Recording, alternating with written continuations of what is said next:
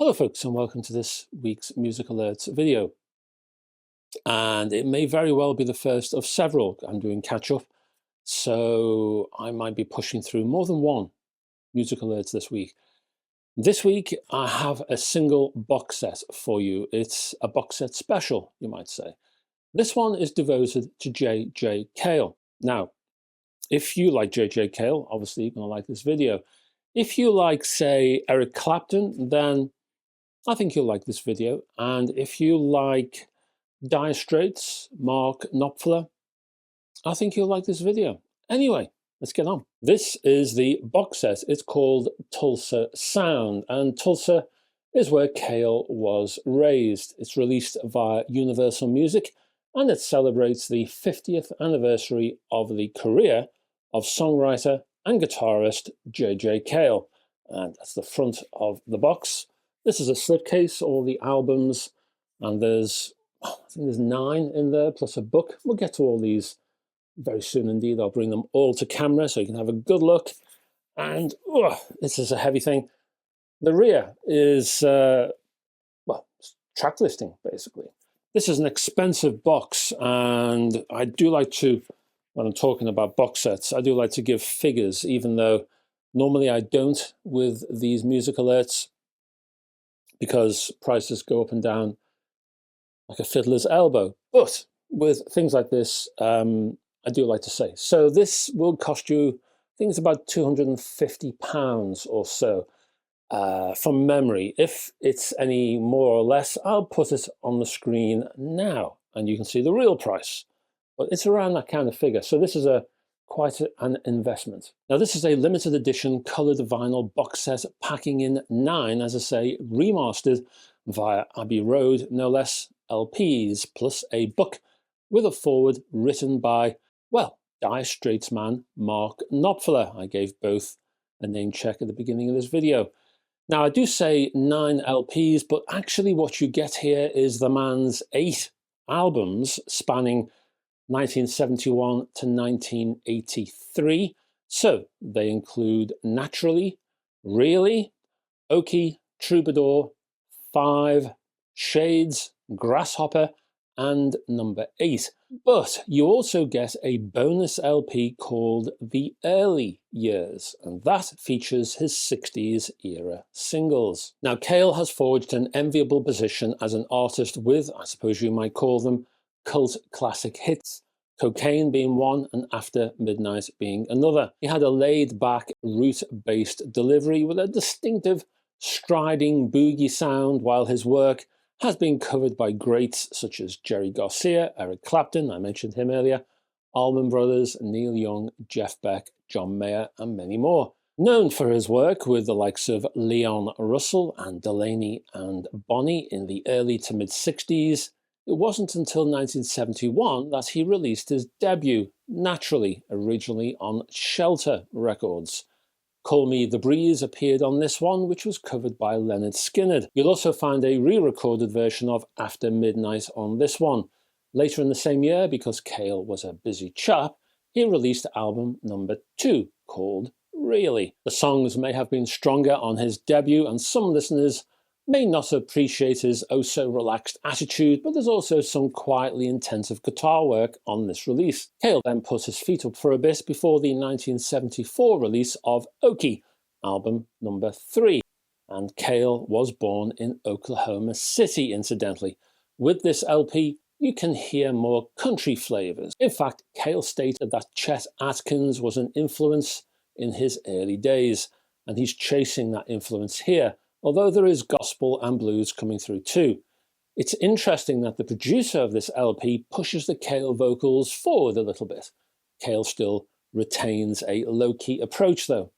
There's no getting away from the easy-does-it stylings here.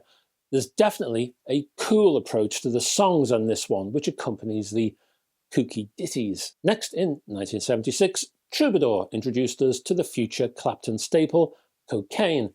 Clapton would cover that song in 1977's Slow Hand. By now, Cale was transforming his patented easy approach to roots into a sort of soundscape ambience, I suppose you'd call it.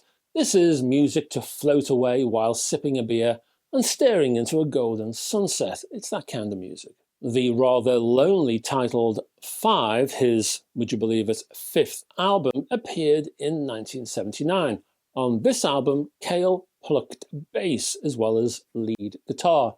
5 is a good example of why you need to read Cale's lyrics, because if you listen to, I don't know, let's say Boiling Point as one example, you might think, oh, well, that's quite a pleasant song. And then you read the lyrics and you're suddenly aware of the man's bubbling passion for the lady in question in this song.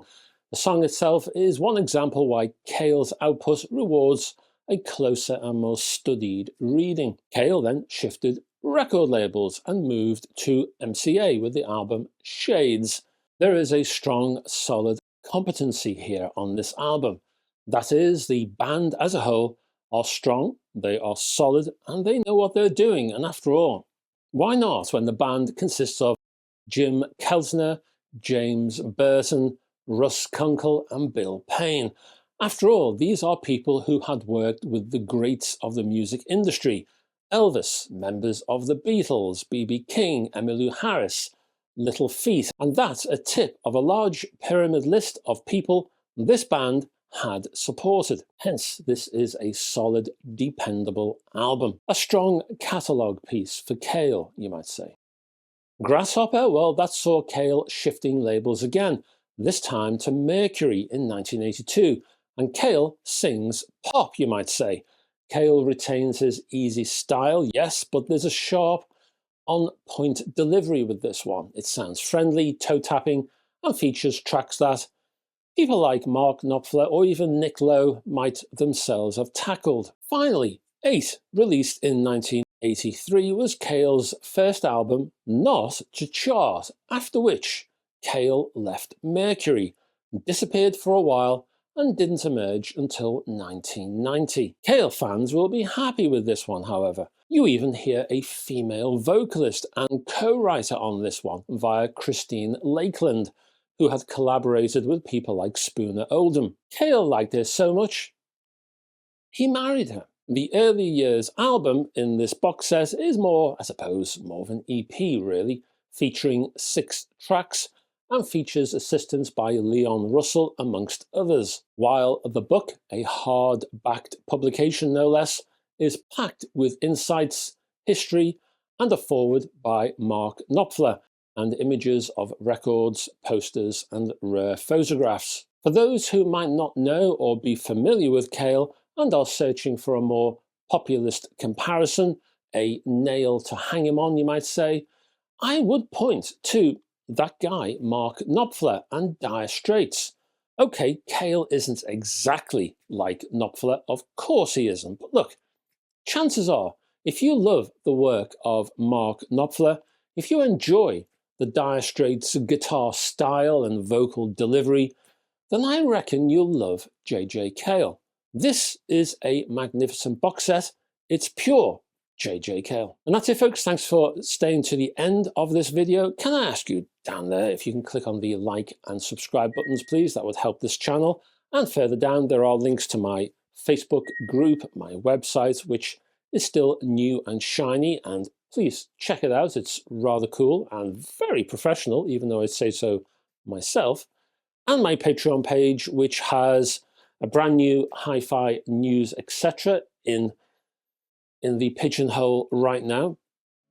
And there's all kinds of other stuff, buyer's guides and features on music. There's videos and there's tech stuff. There's a whole mishmash of all kinds of things. Check it out. I'll be back maybe sooner than you think, because as I say, got a bit of a catch-up going on here. So I'll just say I'll see you in the next one, shall I? Until then, folks, bye-bye for now.